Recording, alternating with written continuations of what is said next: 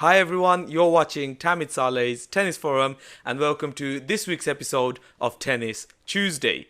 This week I'm going to be looking at the ATP Rankings. Rafa Nadal has become the second oldest player ever to become the world number one. At the young age of 33 years and 154 days, he overtakes Agassi by 54 days for that title. In this video we'll be looking at the rankings as well as some stats and facts like the one I just gave, as well as some of the big movers and big losers in the latest update. If you haven't already, please do subscribe as I do release weekly tennis videos. This week actually we have a lot in store. As you know, the season is coming to an end. We have London, the World Tour finals coming up to decide who finishes the year as year-end number one. You'll be getting a video probably in a couple of days' time where I'll be talking about the format of the World Tour finals and the whole Rafa Nadal, Novak Djokovic situation on who needs what to finish the year as world number one. You'll also be getting a video when the draw for London comes out. And yeah, just plenty of coverage. So yeah, if you haven't already, please do subscribe. In this video, we do have a lot to talk about, a lot to go through. So without further ado, let's roll the intro.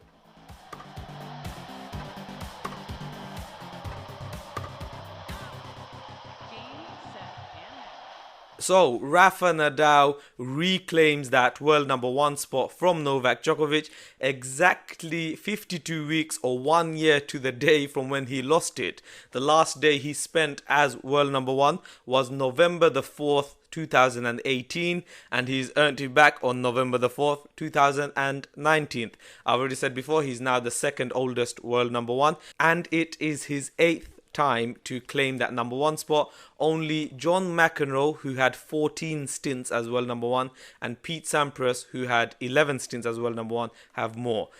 Nadal has now tied Ivan Lendl for 8 stints as world number one. We will look at the rankings now. Rafa Nadal, world number one on 9,585 points. Novak Djokovic slips to second place, 8,945. No changes with Federer or Medvedev. Federer still third on 6,190 and 490 points behind him is Daniil Medvedev on 5,705. It does seem like that Basel victory for Federer has kept him in a decent lead over Daniil Medvedev. Dominic Thiem, Stefanos Tsitsipas, Sasha Zverev and Berrettini make up the top 8, and that is also your lineup for the World Tour finals. As you can see, Rafa Nadal is now 640 points ahead of Novak Djokovic. He begins his 197th week as world number one. It's confirmed he'll get to at least 198, but can he get to 200 and above? It is actually over 11 years now since Rafa Nadal first claimed that world number one title, and that time span is the second longest in history, only behind the one and only Roger Federer. The year-end number one is of course still on. It's by no means done. However, I would like to focus on that in the next video that I'm going to release in a couple of days' time, and you'll be getting more stats and facts over that situation. For this video, I just want to look at the rankings and race. Novak Djokovic ends on 275 weeks as world number one. He is 11 weeks behind Pete Sampras and 35 behind Roger. Do you think he is going to regain it and then eventually overtake them? That is a question I would love to hear what you guys think. As I mentioned earlier, Novak Djokovic was world number one this time around for exactly 1 year, 52 weeks, which actually makes him the first player ever to have 3 different stints as world number one for at least a year or more. Also, if you look at the 20 longest reigns as world number one, Novak Djokovic is the only player with 4 different stints as world number one in that top 20 longest. No other player has even 3. It will be really interesting now to see just how long Rafa can hold on to it. We all know he injured himself. He injured his abdomen during a serve in practice before the Shapovalov match. Nothing new has come in terms of will he play in London or not. We all hope that he will play in London and we have that year-end number one showdown over there. He did say in his press conference after pulling out that the doctors believe that it's nothing too big. I hope to be ready for London. That is the biggest goal right now, and I will do everything in my power.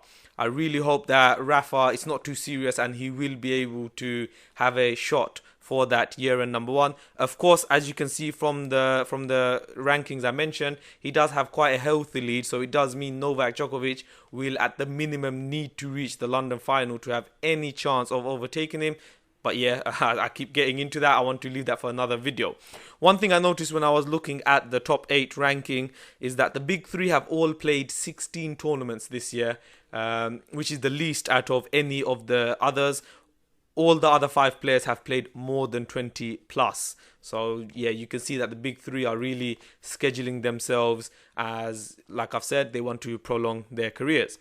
Well, now we're going to look at some big movers and big losers from last week. As you know, Paris Masters 1000, a lot of points were up for grabs and a lot of players benefited from it and made the most of it. Denis Shapovalov, massive mover. He is now world number 15. He has moved up 13 places in the rankings. This is quite crucial now as he's now in the top 16, which means he'll be getting better draws or slightly easier draws than outside the top 16. It means he cannot face anyone else in the top 16 at a Grand Slam at least before the 4th round. So great stuff for Shapovalov. Dimitrov, another player who's moved up. He's moved up 7 places in the rankings. He's now world number 20 after that fantastic run in Paris. Tsonga and Garin, also players that went quite deep in Paris. Tsonga's moved up 6 places to 29 and Garin 8 places to 34. There were some big losers as well coming from the end of Paris. Marin Cilic, he has lost 15 places. He is now world number 39. Karen Khachanov, unsurprisingly, as he was the defending champion and then this time around fell in the first hurdle. He has lost 9 places. He's now down to world number 17.